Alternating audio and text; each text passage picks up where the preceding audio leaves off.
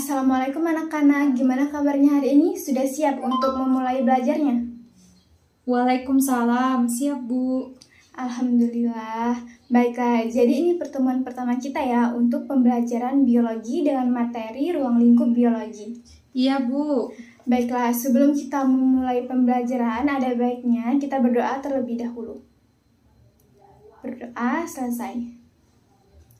Nah, sebelum kita memulai pembelajaran, Ibu akan mengabsen kalian dulu, sekalian untuk perkenalan kita.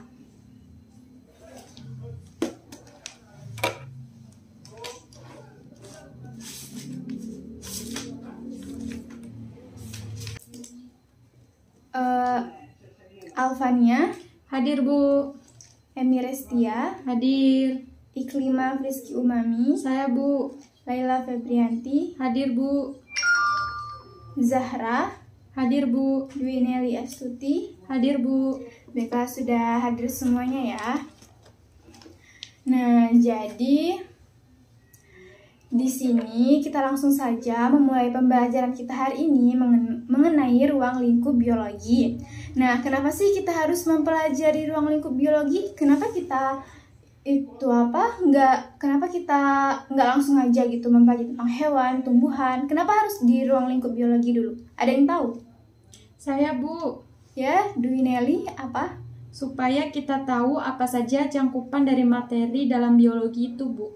Ya, benar sekali ya. Jadi di sini kita akan mempelajari biologi sebagai ilmu tingkatan organisasi kehidupan, serta cabang-cabang biologi dan metode ilmiahnya.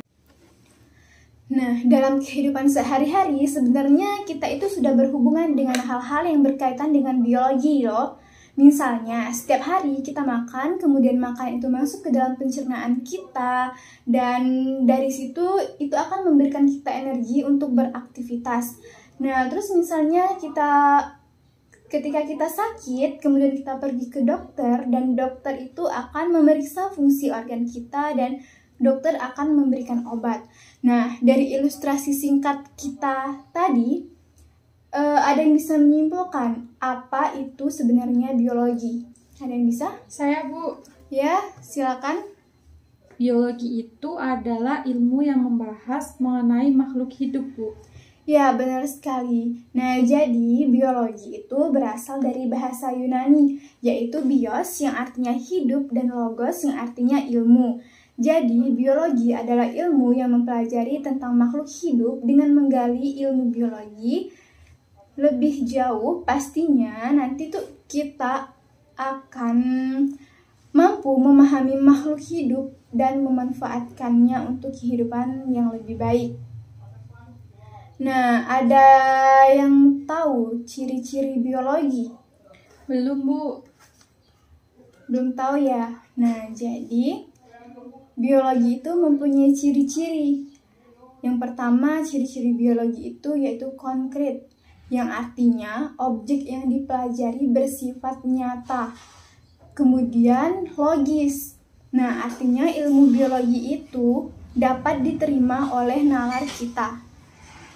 Dan yang ketiga yaitu objektif, artinya hasil kajian biologi itu didasarkan atas data-data dan tanpa pengaruh pendapat atau pandangan pribadi. Kemudian universal, artinya teori yang dihasilkan itu berlaku secara umum. Nah, kemudian itu bersifat sistematik, yang artinya menggunakan langkah-langkah yang urut atau bersifat baku sesuai dengan metode ilmiah. Dan yang terakhir yaitu empiris, yang artinya bahwa biologi dapat dibuktikan dengan pengamatan, penelitian, ataupun eksperimen. Jadi tadi apa saja ciri-ciri biologi? Yang pertama itu konkret, yang kedua yaitu logis, yang ketiga objektif, yang keempat universal, yang kelima sistematik, dan yang terakhir tadi empiris Bu. Ya, benar sekali. Jadi sudah tahu ya ciri-ciri biologi? Ya Bu.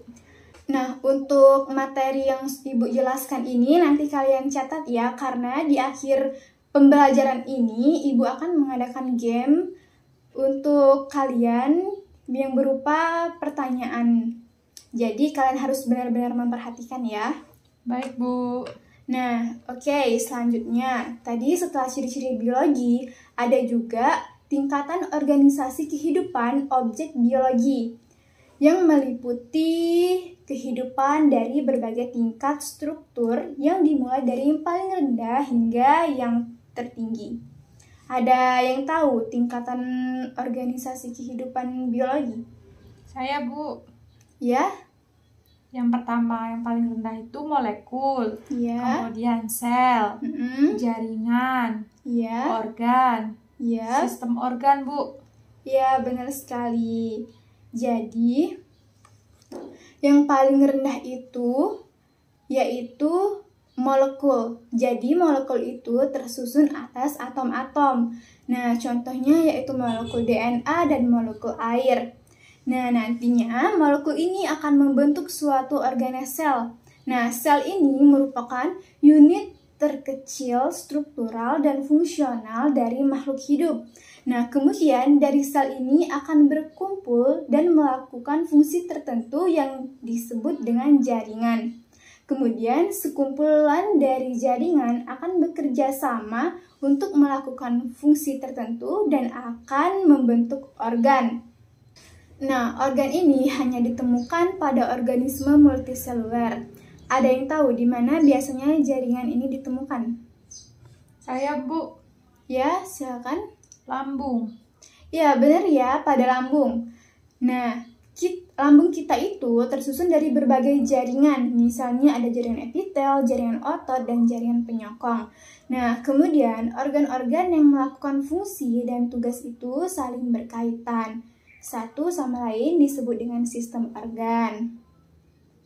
Kemudian selanjutnya, sistem organ yang bekerja sama melakukan kegiatan kehidupan membentuk individu atau organisme. Nah, sekumpulan organisme yang sejenis hidup pada tempat tertentu dan dalam waktu yang sama akan membentuk populasi. Kemudian, dari berbagai populasi ini saling berinteraksi. Di suatu tempat tertentu membentuk komunitas. Kemudian ada ekosistem yang merupakan tingkat organisasi kehidupan yang tidak hidup dan saling mempengaruhi atau terjadi hubungan timbal balik antara keduanya. Nah, dan yang terakhir itu ada biosfer yang merupakan organisasi kehidupan yang paling kompleks, meliputi seluruh lapisan kulit bumi, air, dan atmosfer. Nah, jadi itu ya tadi tingkatan organisasi kehidupan dalam biologi. Iya, Bu. Nah, setelah Ibu menjelaskan tentang tingkatan objek dalam biologi tadi, selanjutnya Ibu akan menjelaskan mengenai cabang-cabang biologi. Ada yang tahu cabang-cabang biologi itu apa saja? Saya, Bu. Iya, silakan Dwi Nelly. Cabang-cabang biologi itu terdiri dari yang pertama, Bu, contohnya biologi molekuler. Iya. Kemudian ada genetika. Iya. Kemudian ada sitologi, ada histologi, kemudian ada anatomi dan fisiologi, Bu. Ya, benar sekali. Jadi tadi Dunelli menyebutkan ada 6 cabang biologi. Nah, tapi sebenarnya biologi itu ada banyak sekali cabang. Tapi yang disebutkan Dunelli tadi benar ya. Yang pertama ada biologi molekuler yang mempelajari makhluk hidup di tingkat molekul. Kemudian genetika yang mempelajari pewarisan sifat makhluk hidup. Kemudian ada sitologi yang mempelajari susunan dan bagian-bagian sel. Ada genetika yang mempelajari cara pewarisan sifat makhluk hidup. Ada sitologi, histologi, anatomi. Nah, anatomi ini nanti mempelajari struktur dalam makhluk hidup. Kemudian ada fisiologi yang mempelajari proses dan kegiatan yang terjadi di dalam tubuh makhluk hidup. Nah, untuk yang lainnya ini ada virologi yang mempelajari tentang virus. Kemudian mikrobiologi yang mempelajari tentang mikroorganisme. Bakteriologi yang mempelajari tentang kehidupan bakteri. Kemudian ada mikologi yang mempelajari tentang jamur dan masih banyak lagi. Nah, nanti bisa kalian baca melalui buku yang telah dibagikan atau dari internet. dari sumber manapun, itu banyak sekali cabang-cabang biologi ya.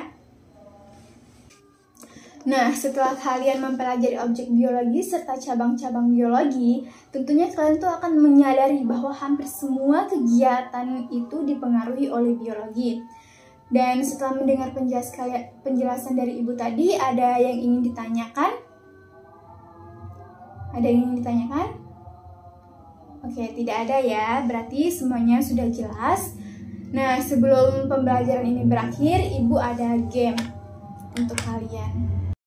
Nah, jadi kita langsung saja bermain di sini. Ini kelompok pertama yang memegang kartu pertanyaan dan ini kelompok kedua yang memegang kartu jawaban. Baik, Ibu akan membagikan setiap individu satu kartu.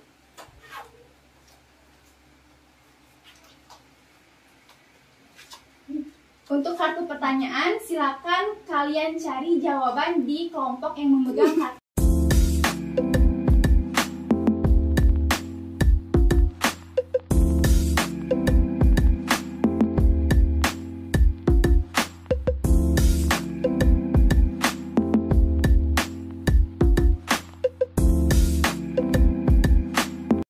Sudah, Bu.